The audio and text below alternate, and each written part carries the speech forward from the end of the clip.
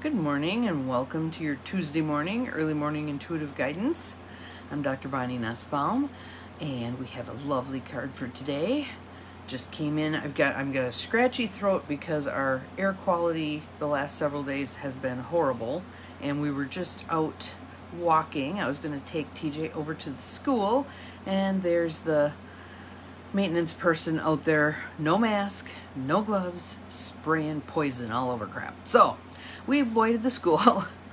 Just not my thing. I just wish people understood that that stuff is just not good for any of us, including the critters.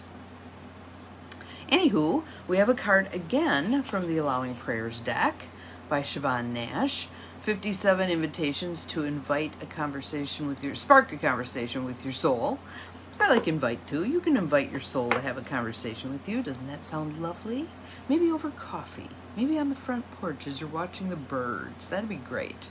So, I hope your day yesterday was wonderful after we had our little conversation about holy moments and setting up lovely things for ourselves and others. Good morning, Carolyn. Good morning to whomever else has popped on. Glad you are here and you're finding me a little bit early. I have my coffee group today. Good morning, Cindy. And I'm in charge because the person who usually sets up our Zoom is taking two of her graduating grandchildren to New York City for the adventure of a lifetime. So I think that will be pretty awesome also. Thank you for the rainbow, Carolyn. Thank you for the hearts. Lovely, lovely. So our card today has two questions. It's again from that Allowing Prayers deck. And I want to spend, good morning, Kelly. Glad you could join us today. That's awesome. Spend a little time with this card because I think it's one of those that allows us a really deep dive if we choose to engage with it fully. So it is, let's do a couple nice deep breaths first. Just in through the nose, out through the mouth. Yep, everything's all irritated from the air quality. In through the nose, out through the mouth. I'll try some lemon water, see if that helps. Because otherwise I'm going to be coughing at you. Man, that is just something. Okay, so our card for today is allow presence. Allow presence. You can put a TS on there also and allow those too. What the heck, right? Allow presence. So let me read the first question and see what your thoughts are on it. And she makes it very pointed. I like that. Oh, thank you. Thank you, thank you. It actually, the shirt actually matches the little leaves on the flowers in my shoes. How's that for crazy? And most of today I'm going to be inside, not only because of the air quality, but also because I have a lot of Zooms and things going on today in preparation for leaving on Friday. So I need to remind all of you too that there's going to be a pause in the early morning intuitive guidance from, I'll be able to do June 10th, which is actually my daughter's 30th birthday. But then we won't be back on here until probably June 21st, 22nd, somewhere in that ballpark, whenever I get back here and recover my senses.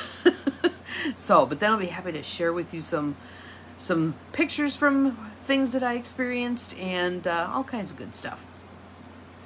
So here's our first question. What is the story your mind is making up about how things should be? Good morning, Peggy. Glad you are here.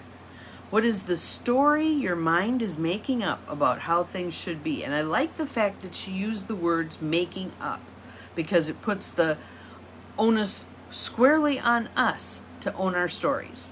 We're the ones telling them. We're the ones making them up. We're the ones making them mean something, right? So if we don't like a particular storyline, I think the thing is we get addicted to our storylines. Do you ever catch yourself repeating a story and you go, yeah, I've told this before and before and before and before, and we all do it. We're meant to be storytellers. Thank you, Cindy. There we go. What is the story your mind is making up about how things should be? And I want to trot out here. Hang on. It'll come to me. Senior moment. The work. I can see your face. Byron Katie. There we go. It's in there. You just got to find the right file drawer. Byron Katie talks about The bulk of the suffering, the bulk of the human suffering in our world comes from the stories we're telling ourselves, the resistance to what is. We think it ought to be a different way. When we fight what is, we create our own suffering. Okay? So here's our second question, and then we'll play around with both of them. How could being present to how things actually are help you move forward? How could being present to how things actually are help you move forward? So, it was windy out there too. Hair flying all over. So, imagine that. So I want you to think about something in your life where you're like, it shouldn't be that way. I can't believe he or she did that, blah, blah, blah, blah. The story, right? I can't get a break. Nothing works out for me. Whatever your story is, pick a story. We tell ourselves multiple stories. Pick a story that on some level you know does not serve you. What's one of your it shouldn't be this way stories? All right? We're going to do something with it. So I'll give you a minute to figure out the story. Do, do, do, do, do, do, do. What is the story your mind is making up about how things should be? Okay? Take that story. Thank you, Cindy. So, take that story, whatever one you picked, doesn't matter. You can use this process for any story, all right? So, first of all, I want you to attend to, when you tell yourself this particular story, how does it make you feel? Does it make you mad? Does it make you righteously indignant? Does it make you sad? Does it make you feel like a victim? How does it make you feel when you tell yourself that particular story?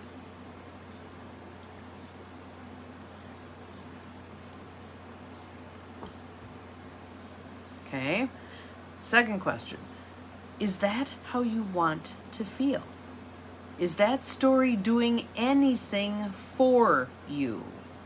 And oftentimes there is a secondary gain out of those stories. It allows me to feel like a victim, and then I don't have to take actions to change things. It allows me to feel righteous indignation, and that feels kind of powerful to me.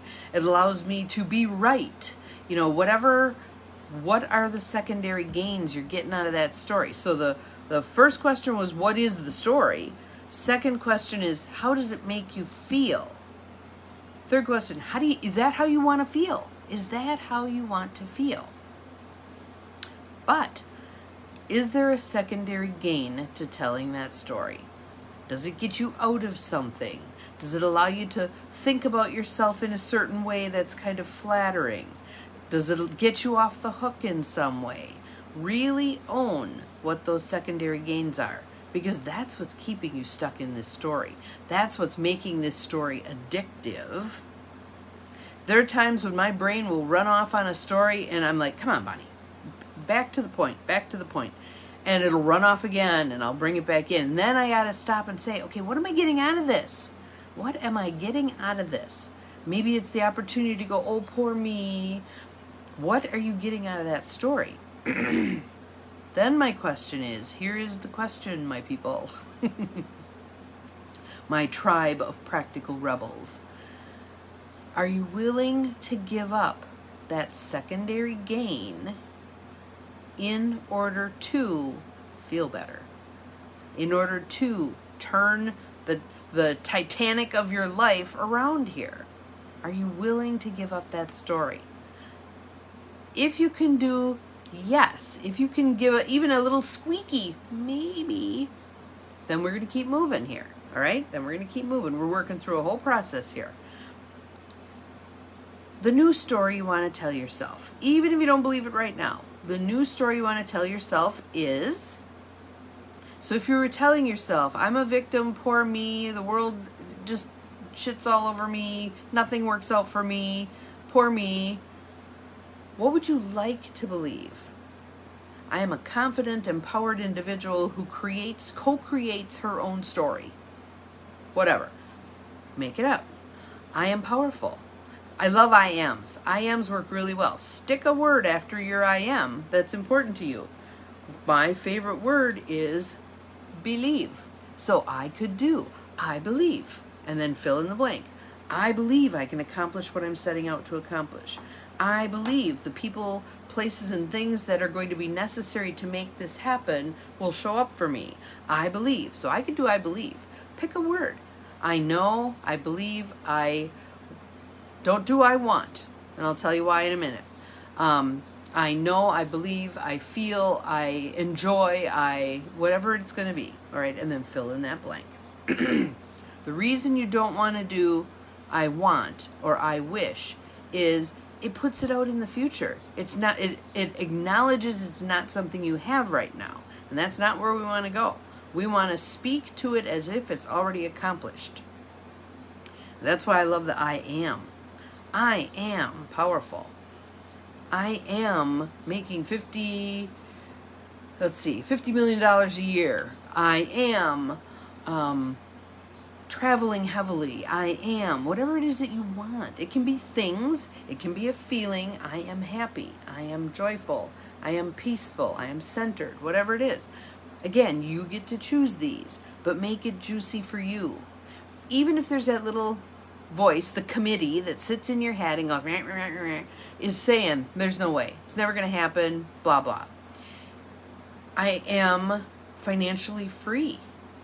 For some of you carrying a very big debt load, that may feel like a pipe dream. It is not a pipe dream.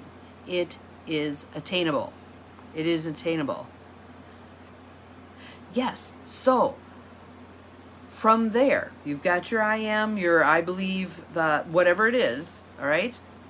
Now, what is the outcome of you believing that? What is the result you're looking for?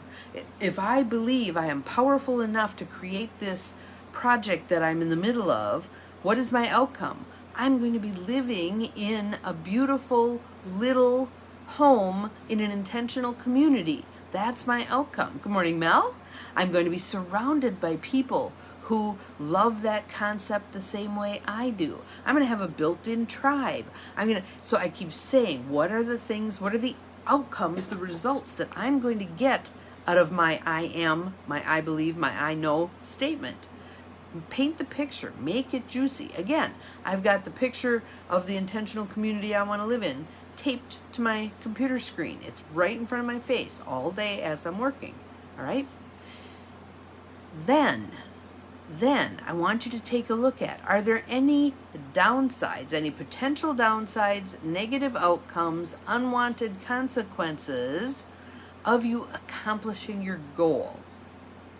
Well, yeah, I'd have to give up my pity party. I'd have to actually formulate a plan for how am I going to do this. And I'm learning some amazing stuff from my Tony Robbins training right now, in addition to things that I already teach people. But there's always room for new learning, isn't there? And if someone else has something that's more streamlined or more focused or works better, rock on. I'll change up what I'm teaching people and what I'm learning myself.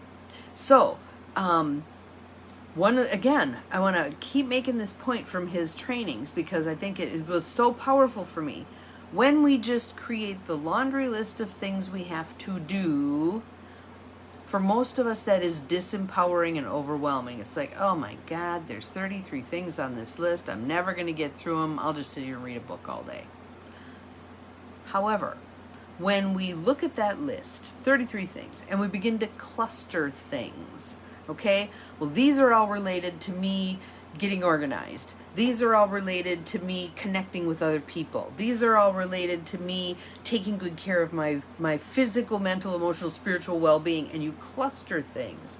And you then have 3 clusters. So let's say one has 12 things in it, and one has 9 things in it, and one has 11 things in it. When you do, then you go through and you number them in priority order. There's certain things in that heap that are important to do. Let's say it's I'm going to make something up here. It's mailing in your life insurance premium. That would probably be an important one to get done before the deadline, right? But there's others on there. Weed the garden. That may be important to you, but it's not as important as getting that payment in the mail, right? So you number them accordingly. Then good morning, glad you're here. Then you just start on the highest numbered one in those 3 categories. So look at that.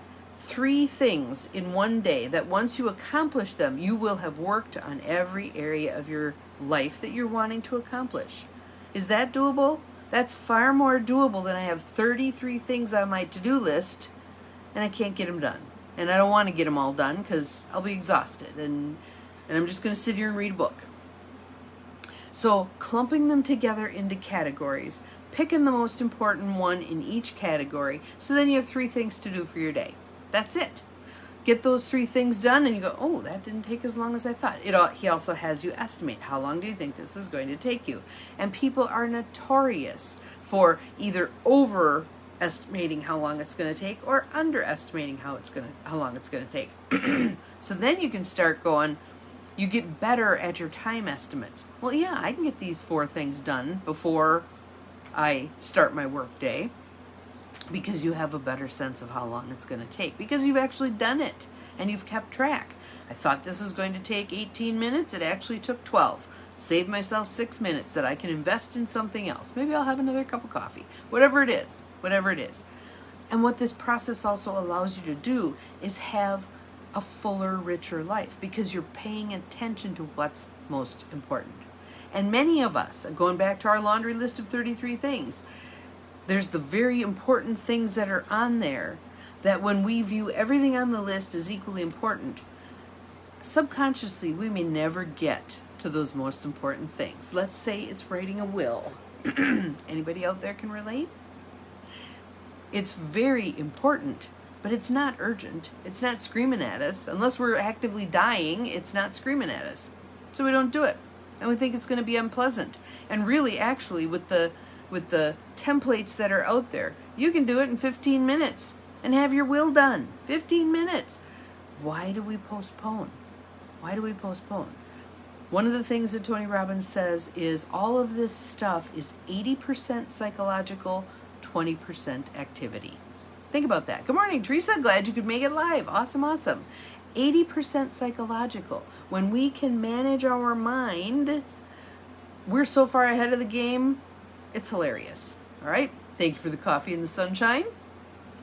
Don't think we're going to have much sunshine today here, given the air quality. We're just, yeah, I can feel it. So, again, going back to our card, we have traveled afield, which is not unusual, right? But going back to our card, allow presence. Allow presence. When you stop telling yourself the stories that set you up to feel bad, and you attend to what actually is, change occurs. For many people, acknowledging what is without embellishing it with story is not an easy task, because that's not how we've been trained and raised. We've been trained and raised to put in all kinds of interpretation. So, when I was a young psychologist and I was working with parents and their kids, and they'd be playing with their kids, and I was behind a glass, they had a little bug in their ear, I had the microphone, and I'd be saying, okay, now say this, now say that, trying to move them away from barraging their kids with questions. That's how most people interact with their kids, is asking 8,000 questions. And kids oftentimes feel like, and they don't want to engage with that. On the other hand, if you do a couple other things, if you do description, okay, now you're putting the red block on the blue block. Now you're putting the green block on the red block. You just describe what they do. They feel noticed. They feel paid attention to. They don't feel judged. It goes really well. It also cuts way down on the mama, mama, mama, mama, mama, because they want you to acknowledge them. So you could be sitting there reading a book and go, now you're putting the blue block on the red block. Go back to reading. Now you're putting the green block on the blue block. They're still getting their acknowledgement, but you're still getting some time for you also while they're playing.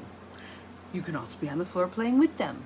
Nonetheless, the point is mere description, not embellishing it with a bunch of stuff. Ooh, you're mad now. You slammed the blue block on the red block. Nope. Just description. That's kind of like when they used to say, just the facts, ma'am, just the facts. And most of us have a hard time differentiating between what is literally a fact and what is the story we embellish it with. So one way to ascertain that is, could a camera take a picture of what I just said? The camera could take the picture of the red block being put on the blue block. I'm assuming the kid is angry. I could say things like, your eyebrows are down. That I can literally see. Or, you're yelling now. That I could literally hear. But if I say, you're angry, I'm making the interpretation, right? That's not my job. That's not my role, okay? With little kids, we have to work with them to help them have labels for what they're feeling. But notice that one set of parents may label something as frustrated. Another set of parents may label that behavior as naughty. Can you see how you're going to get some different results with your parenting if you're using those two different labels? It makes a difference. Words make a difference, okay? When I'm going off on a little tangent here, but I just found this so interesting when I first learned this 35 years ago. If you sit a bunch of people in an auditorium and you show them a video of a car accident and you ask them, there's a little piece of paper and a pencil on the desk that says, how fast were the cars going when they bumped together, or how fast were the cars going when they smashed together? One word difference. Half the people get one word, half the people get the other word. The people who get the word bumped estimate far lower speeds than the people who got the word smashed. Makes sense, doesn't it? But then think about eyewitness testimony. How valid is that going to be, especially depending on what the perception of the person observing was and the words that the person who's deposing that person asks. How fast were the cars going when they bumped together? How fast were the cars going when they smashed together? You're going to get a different estimate, and it's going to have an impact on outcomes. So, mind your words. Mind your words. So, second question. I want to hit this just a little bit before we're done. How could being present to how things actually are help you move forward? When you stop telling yourself the story, so he's mad at me, instead of there's something going on with him, but I have no idea what it is, I could ask him, what's going on? Instead of, why are you mad at me? I'm not mad at you. Well, I think you're mad at me. The assumptions, right? So, how could being present for how things actually are? Do the description. What are you seeing? What happened? What literally happened? Bob walked past me. I said hi. Bob did not respond. I felt hurt because I assumed he was shunning me. I felt angry because I thought he was blowing me off. I felt concerned because he never not says hi. I make the interpretation, it impacts how I feel, okay?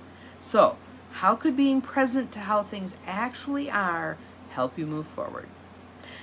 This little process that we just talked through, some of you might like to go back and watch the video again and write down the different steps and then use it over and over and over in your daily life. Whenever there's something about which you're feeling not fun feelings, run through the process with it.